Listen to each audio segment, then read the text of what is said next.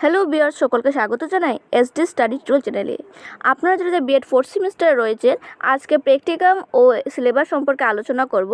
যদি আপনাদের সিলেবাসের প্রয়োজন হয় সেক্ষেত্রে ডেসক্রিপশন বক্সে টেলিগ্রাম চ্যানেলের লিঙ্ক পেয়ে যাবেন, সেখান থেকে আপনারা সিলেবাসটা ডাউনলোড করতে পারেন।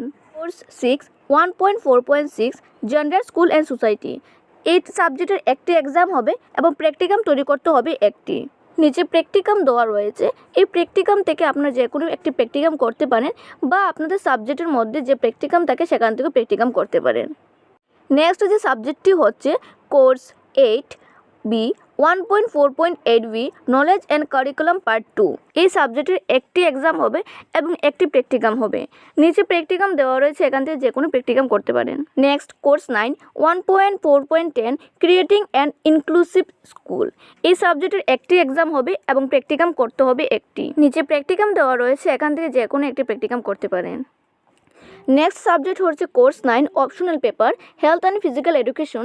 এখানে 6টি অপশনাল পেপার থাকে, এখান থেকে একটি এক্সাম দিতে হবে এবং প্র্যাকটিকাম করতে হবে একটি। আপনাদের কলেজে যে সাবজেক্ট অপশনাল থাকবে সেই সাবজেক্টেই কিন্তু আপনাদের একটি এক্সাম হবে এবং একটি প্র্যাকটিকাম বানাতে হবে। নেক্সট হচ্ছে course EPC 3 1.4 EPC 3 critical understanding of ICT।